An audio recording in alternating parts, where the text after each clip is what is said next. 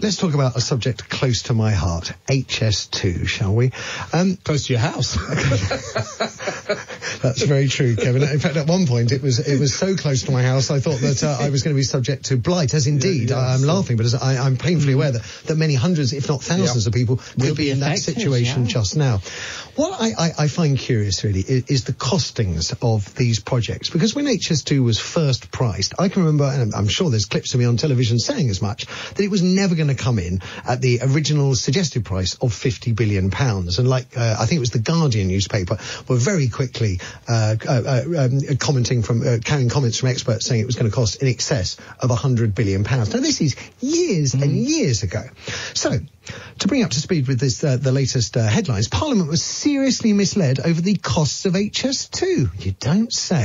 Which would be poor value for money and bad for the environment. This, according to the deputy chair of the project's review panel. You've probably heard how the former Labour transport spokesman, Lord Berkeley, has written his own 70-page report into the high-speed rail proposal, listing grave concerns. The chief amongst them is the huge blowout of estimated cost, the huge blowout that I was talking about on television, I know 6 years ago, something like that, 6 or 7 years ago. So Berkeley has printed his dissenting report because he was very unhappy with the draft report that was the proper report that was being produced by Doug Oakervey, the former HS2 chair, appointed by Boris Johnson to lead a review into this project. So Berkeley's gone rogue and published his own. Now, as far as I can recall, Boris Johnson himself is fairly sceptical when it comes to HS2. I'm just worried that we've already spent so much that we've reached the point of no return. The figures of £4 and £5 billion of public money, of our money, already spent on this railway white elephant without 1 inch of track being laid down. Have we already reached the point of no return, or could Lord Berkeley's report, coupled with a sceptical Prime Minister, lead to, I'm calling the whole damn thing off? Let's talk to Penny Gaines, chair of Stop HS2. I think you, dear listener, can work out what Stop HS2 is all about. Afternoon to you, Penny. Good afternoon, Matthew. So, were you surprised to see Lord Berkeley claiming that the real cost could be closer to £108 billion rather than the $50 billion originally suggested, or do you, like me, were you there already? I think we were there already. Yes. We've heard all sorts of potential figures. So if you go right back to 2010, it was only supposed to cost $33 billion, and then the price rose, as you said, up to $55 billion. And as late as July last year, government ministers were saying, it's definitely going to cost $55 billion, no more than that. And then come September, it's gone up. The official figures are now likely to be $88 billion. But as you say, Tony Berkeley is, and the person who does the costings for Network Rail have come up with yet another figure of $108 billion. Which is very close to the figure the Guardian was running with back around 2011, 2012 from memory. Yeah, I mean, it's one of those things we tend to, Stop HS2, we've tended to stick to what the government say, and because it's just such a huge amount of money anyway. And it's I mean, 33 billion, 55 billion, 108 billion, they're just such stonkingly huge sums of money. There's so many different things you could do with those. But going back, it's not too late to stop it. Just because we've spent a lot of money, it's not too late to stop it. There's a thing that economists call the sunk cost fallacy, which says just because you've already spent a lot of money on something doesn't mean you have to carry on with it. Do you remember the Millennium Dome?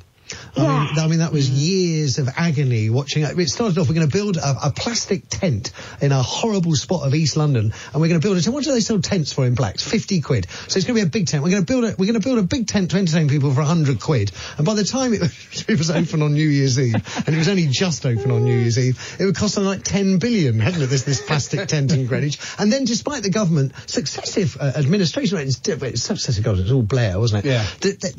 They couldn't make any money out of the Millennium Dome. They were paying millions to have it mothballed, and now it's one of the most successful live music venues on the planet as soon as it was taken out of government hands.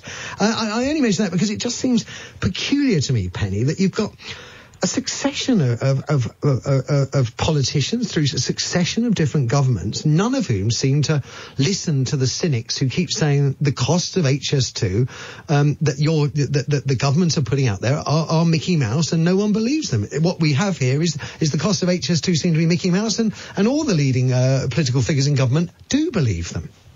Well, you can tell that nobody in business thinks it's going to make money, because if they did, they'd be saying, well, we'll take it over, we'll build it for you. And none of them are. Great point. It's one of the other things that came out of Berkeley's review is that the amount that they think they're going to make out of HS2 is significantly less than they're likely to spend. So it's got this so-called benefit-cost ratio of 0.6. Which means for every £1 you spend building HS2, they think they're going to make 60 pence. So it's not even going to cover its cost. Do you hold any hope in our Prime Minister Boris Johnson? Because it's difficult. Boris Johnson, of course, famously favoured Remain when he was the Mayor of London, and then he favoured Leave. And it's very difficult to know what he actually believes in. I do detect a genuine scepticism, I think, towards HS2, but I'm not sure. I'm not sure I believe that it's strong enough in him to see it as his mission to close HS2 down. He may need the money, of course, that's wrapped up in this railway for other Brexit-related projects.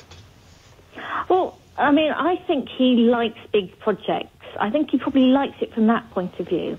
But the other thing, of course, is in last year's general election, they got a whole load of Conservative MPs from the seats in northern towns where HS2 is going to do nothing for them. And it's the kind of London-centric project that people in places like Bolsover and so on say, oh yeah, that all the money goes to London. If he cancels it and puts in infrastructure, local infrastructure, regional infrastructure across the north of England and going up into Scotland perhaps as well, the people in those towns are going to say, actually, the Conservatives aren't too bad, we'll vote for our Conservative MP next time round.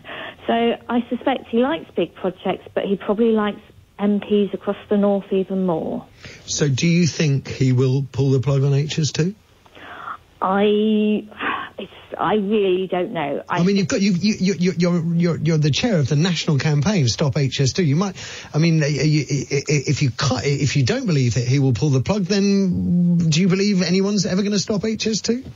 Well, I think if we stop campaigning about it, he'll think, well, they're not actually that bothered. Yes, great point. Might go ahead. So I think it's really important that anybody who's opposed to HS2 keeps going, writes to their MP, gets their MP to write to Boris Johnson, and just keeps going and keeps attacking the project. And with luck, we'll get it cancelled. And I think there's a reasonably good chance as long as people keep going. Do you think HS3 should have been the starting project and HS2 the white elephant somewhere down the line? HS3 to liberate the railways of the north. The east-west lines. It gets all sorts of names. Sometimes it's called Crossrail for the North. Sometimes it's called HS3. It's that kind of thing where the trains towards London are much, much faster than trains east-west. They certainly are. So I think if you're in Manchester and you think you want to get to Leeds, you're probably saying, yeah, actually, let's do some kind of Transpennine link, whether it's called HS3 or whether it's called Transpennine or whether it's called Crossrail for the North. I do think that will make much more difference to a lot more people than HS2 will. Penny Gaines, Chair of Stop HS2. Lovely talking to you. You spend your life on railways, as we established at the beginning of the show, India. Do you think there's... I mean, I genuinely believe HS3 should have come before HS2. I think it would have had more immediate benefit for more people. I'm agreeing with everything I've heard from Penny there was absolutely spot on. I think the North, from my experience, would benefit far more for better links actually in the North, connecting it up. They want a train service to the next village, not to get faster from King's Cross to the Leeds. Absolutely. And to be fair, one of the few things you can actually say about the trains, putting aside, the extortionate prices and the fact that, sometimes you don't get a seat or what have you, the actual travelling time, for me, for instance, from Newcastle to London is now 2 hours 40, which, when you consider the actual ground that's being covered in that journey, I think most people are quite happy with 2:40. Yeah, I mean... that's a reasonable travelling time. Do you believe... But the travelling, as Penny said there, you know, Manchester to Leeds and all these sorts of places, that's where you need to join the towns up in the cities.